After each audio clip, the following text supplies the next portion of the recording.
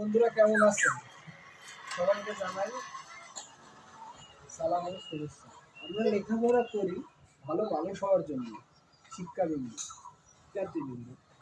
তবে আমাদের আচরণ, ব্যবহার, বিধি, চলাফেরা এগুলোর উপরে কিন্তু নির্ভর করে আপনার ব্যক্তিত্ব, পরিচয়, আপনার বংশ পরিচয়। তবে শিক্ষা জীবনে চলার প্রতি শিক্ষা প্রয়োজন, কিন্তু আচরণ, বিধি ব্যক্তিত্বের প্রয়োজন। ধন্যবাদ।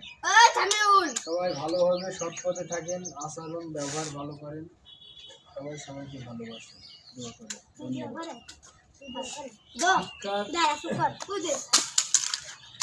শিক্ষা জাতির মেরুদণ্ড।